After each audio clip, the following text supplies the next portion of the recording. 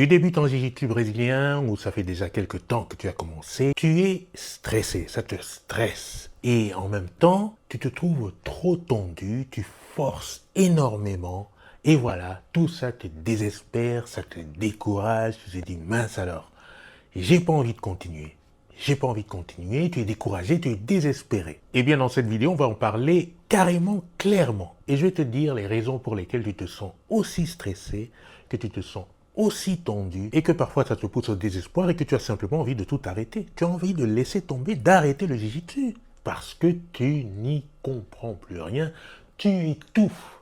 Bonjour, c'est Jean-Serge Moulumba, le spécialiste de tes relations plus épanouies au quotidien. Alors, quand on regarde les choses de près quand même, est-ce que tu sais que 90% de ceintures blanches vont finir par abandonner la pratique du jiu-jitsu quand même dans les 6 mois. Donc, c'est pas rien, c'est un taux assez conséquent. Et il y a des raisons qui l'expliquent. Il y a beaucoup de personnes qui se sont posé la question du pourquoi ce phénomène-là. Dans cette vidéo, je vais te donner des raisons qui sont le résultat, le fruit de mes propres recherches sur ce sujet-là. Et j'espère que cela va t'aider. Alors, commençons. Alors, le système ETS que tout le monde connaît, qui est si répandu, a eu ses lettres de noblesse. Aujourd'hui, il y a plus de critiques envers ce système-là que de contenu positif.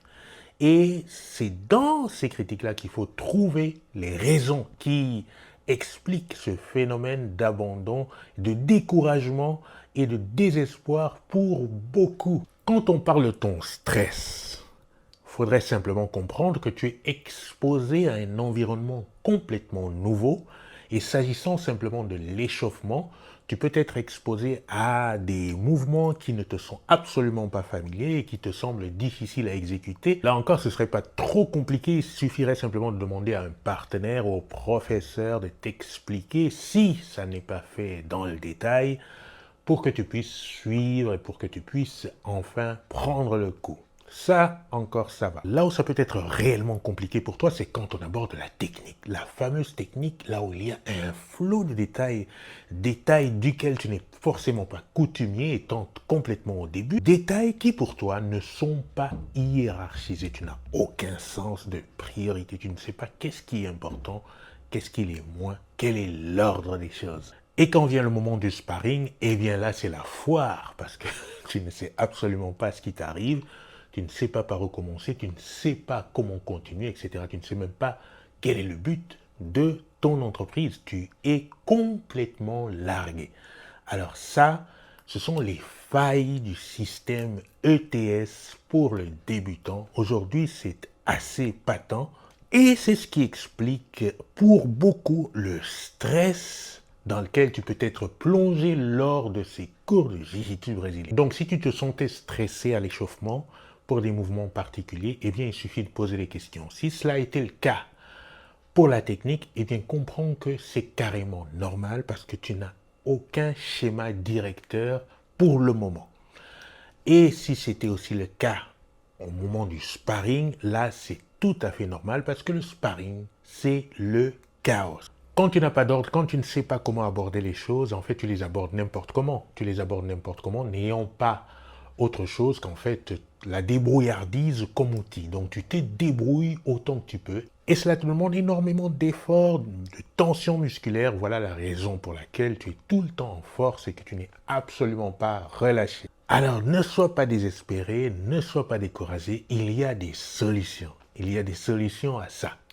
Alors, la première solution, si tu peux, c'est pratiquer ce que l'on appelle l'activité du rat des tatamis. Ça veut dire quoi? Ça veut dire que si tu as le temps et tu as un partenaire de disponible, alors il te faut aller bien souvent par toi-même, essayer de t'entraîner, essayer de pratiquer, essayer de trouver des réponses à tes questions par la pratique simplement régulière du sparring avec quelqu'un qui te comprend, qui te guide.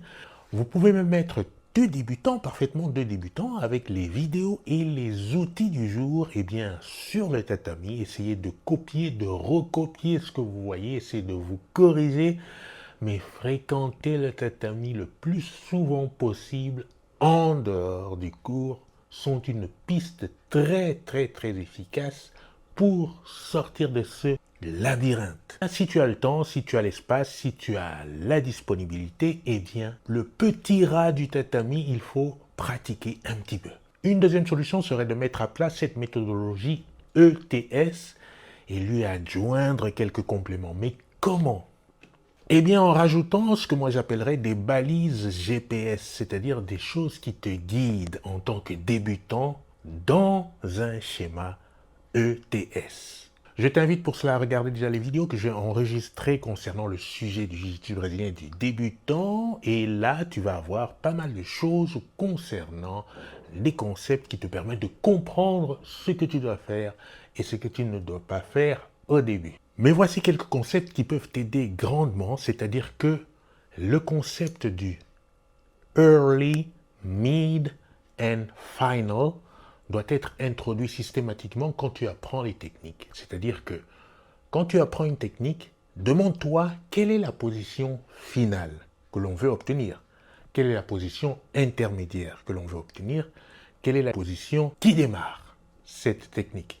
Pourquoi je te dis cela? C'est une façon de mettre en avant ce concept qui veut que lorsque l'on apprend les choses de la partie la plus simple, en revenant en arrière vers les complexités, cela est beaucoup plus facile à intégrer pour tout le monde dans le milieu du sport. Un autre concept très important pour toi à incorporer dans ton protocole d'entraînement est celui de la résistance progressive, à savoir que lorsque tu apprends une technique, tu peux commencer par l'apprendre avec une résistance au niveau 0 pour le partenaire. C'est en général ce que l'on fait d'ailleurs. Et ensuite, demander que la résistance soit augmentée, mais pas n'importe comment, qu'elle augmente progressivement en te laissant toujours le moyen d'aboutir à la technique pour l'instant, jusqu'à ce qu'à un moment précis, tu aies atteint un certain quota d'informations qui te permettent d'accéder à une zone de résistance totale. C'est ce qui te permettra d'intégrer complètement les techniques et de ne pas les oublier aussitôt que tu les as apprises. Après, pour compléter le tout, je te conseille vraiment de te filmer autant que possible. C'est le premier outil de feedback, c'est-à-dire que tu peux t'observer en train de réaliser toutes les techniques, tous les exercices, tous les entraînements et avoir une analyse par rapport à cela. Si tu n'as personne d'autre qui puisse te donner du feedback sur ton entraînement en temps réel, te filmer régulièrement est franchement un investissement de très haute qualité pour ton progrès dans le jiu-jitsu brésilien. Tout ceci pour te donner des fondations solides qui te permettent petit à petit de construire ton édifice jiu-jitsu brésilien, mais en partant par de bonnes bases, pas des bases éparpillées, des choses complètement aléatoires qui vont te faire perdre énormément de temps. Et ça, c'est le système ETS. C'est en incorporant donc tous ces outils-là que tu verras que le stress va diminuer, tu vas te trouver de moins en moins tendu, plus relax, parce qu'il y aura beaucoup de clarté qui se sera fait dans ce chaos. Parce que c'est en général ce qui se passe. Dans un univers du jiu-jitsu brésilien classique, le débutant est plongé dans un chaos. Il ne comprend rien, n'a rien pendant réellement un bon bout de temps. Et c'est un peu ce raccourci épistémologique que je voudrais te donner ici par le biais de ces petites vidéos. En espérant que tu vas retrouver un peu plus de sourire, que tu seras beaucoup plus relax et que les sparring n'auront plus cet effet intimidant parce que tu les auras régulés, tu les auras reformatés à la mesure du progrès que tu souhaites avoir toi personnellement. Voilà, je te dis à la prochaine vidéo.